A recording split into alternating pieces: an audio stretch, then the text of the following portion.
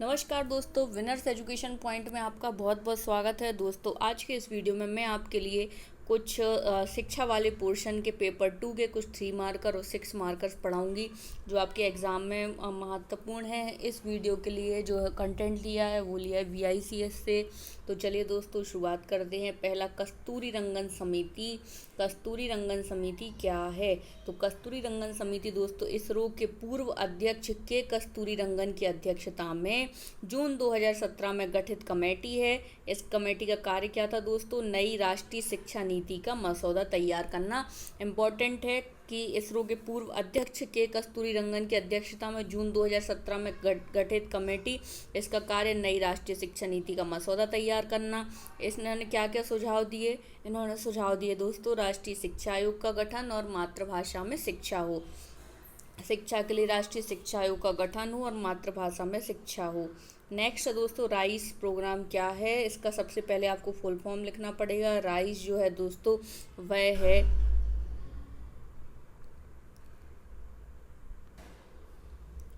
Revitalising infrastructure system in education. इसका उद्देश्य क्या है? इसका उद्देश्य है अनुसंधान व शैक्षणिक अवसंरचना को विश्व स्तरीय बनाना, छात्रों पर अनुसंधान की अतिरिक्त मार नहीं।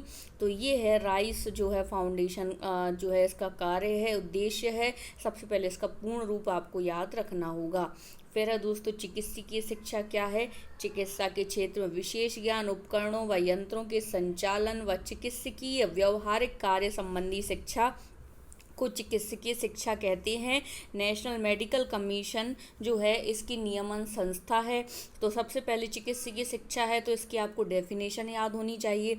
चिकित्सा के क्षेत्र में विशेष ज्ञान, उपकरणों व यंत्रों के संचालन व चिकित्सकीय व्यवहारिक कार्य संबंधी शिक्षा को चिकित्सकीय शिक्षा कहते हैं। नेशनल मेडिकल कमीशन नियमन इसकी जो है नियमन संस्था है।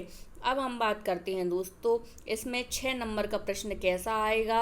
50 शब्दों में आपको इसका उत्तर लिखना है। देखिए, आपको ये याद रखना चाहिए, पहले जो 100 शब्द थे उनको अब 50 शब्द कर दिया है और अब उन 50 शब्दों के हिसाब से ही आपको आंसर अपना प्रिपेयर करना है दोस्तों।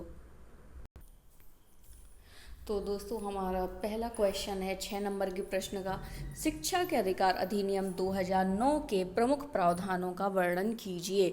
तो निःशुल्क और अनिवार्य शिक्षा अधिनियम 2009 में बच्चों के अधिकार जो अनुच्छेद 21A के तहत परिणामी विधान का प्रतिनिधित्व करता है, ये है दोस्तों जो है 2009 में शिक्षा के प्रावधान इसके अनुसार क्या है? 21A के तहत परिणामी विधान का प्रतिनिधित्व करता है। इस 2009 के शिक्षा अधिनियम, शिक्षा के अधिकार अधिनियम के प्रमुख प्रावधान निम्न है दोस्तों। सबसे पहले प्राथमिक एवं अनिवार्य शिक्षा इम्पोर्टेंट है। फिर जो VGF है वो 25% होना चाहिए। नो डिटेंशन पॉलिसी, मतलब कि 8वीं तक कोई भी बच्चा फेल नहीं होगा। ये हमारे राष्ट्रीय शिक्षा के अधिकार अधिनियम के प्रावधान है। राष्ट्रीय सलाहकार परिषद का निर्माण हो। प्रारंभिक शिक्षा हिंदी में होनी चाहिए। छात्र शिक्षक अनुपात 1:30 होना चाहिए। पड़ोस के स्कूल में प्रारंभिक शिक्षा पूरी करने का अधिकार है। 6 से 14 वर्ष आयु समूह के प्रत्येक बच्चे को अनिवार्य शिक्षा हो। भवन और अवसंरचना स्कूल के कार्य दिवस, शिक्षकों के कार्य घंटों से संबंधित प्रमुख मानदंड हैं। तो अगर प्रमुख प्रावधान आते हैं तो अगर आप ये 6 से 7 पॉइंट लिख देंगे तो इनमें आपके 50 जो है शब्द हो जाएंगे, तो आपको फुल मार्क्स मिल जाएंगे। नेक्स्ट हम चलते हैं, हमारा दूसरा 6 नंबर का प्रश्न वो यह है, उच्च शिक्षा की समक्ष प्रमुख चुनौतियों का वर्णन कीजिए। तो वैकल्पिक स्तर की शिक्षा जिसमें स्नातक, परास्नातक, विषय विशेष शिक्षा शामिल है, इसकी प्रमुख चुनौतियां कौन कौन सी हैं दोस्तों? इसकी प्रमुख चुनौतियां हैं शिक्षण संस्थानों में। देखिए, उच्च शिक्षा के समक्ष बता रहे हैं दोस्तों, उच्च शिक्षा मतलब होता है जब हम हाई स्कूल के बाद जो शिक्षा प्राप्त करते हैं, जैसे हमारे कॉलेज की डिग्री है, इंजीनियरिंग डिग्री है, मेडिकल की परीक्षाएं हैं। तो उच्च शिक्षा के समक्ष क्या क्या चुनौतियां हम फेस करते हैं वो हमें इसमें बताना है।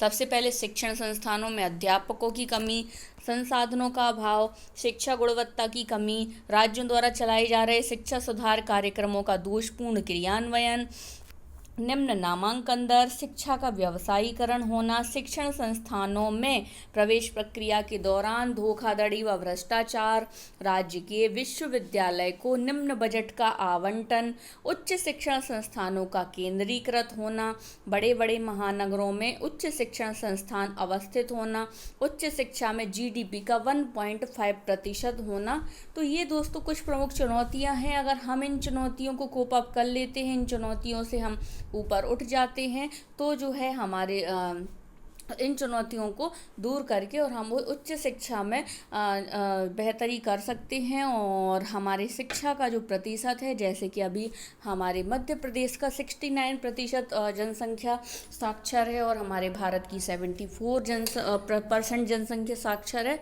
तो हम कहीं ना कहीं इस परसेंटेज को भी बढ़ा सकते हैं अगर हम इन चुनौतियों को उच्च शिक्षा के क्षेत्र में इन चुनौतियों को दूर कर लेते हैं। तो इस दिशा में प्रयास क्या किए गए हैं? इस दिशा में दोस्तों प्रयास किए गए हैं रूसा और इक्विप।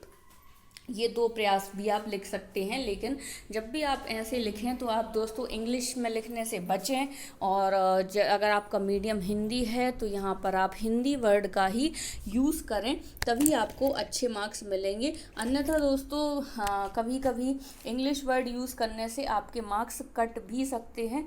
तो बेहतरी ये हो कि आप, और ख़ासकर दोस्तों आपको ये तो याद रखना है कि हिंदी के पेपर में तो अगर आपका कितनी भी अच्छी इंग्लिश क्यों ना हो, लेकिन आपको हिंदी के पेपर में हिंदी में ही पूरा पेपर लिखना है। वैसे ही आपको निबंध और हिंदी में पूरा हिंदी में ही लिखना है। तो इस तरीके की गलतियां करने से आप बचिए। Thank you for watching friends. I hope आपको ये वीडियो पसंद आया होगा। अगर इसी प्रकार के और सेशन आप चाहते हैं तो हाँ, कमेंट के जरिए ज़रूर बताइए। डेली बेसिस पे भी आपके लिए इस प्रकार के वीडियो लाए जा सकते हैं। Thank you for watching friends.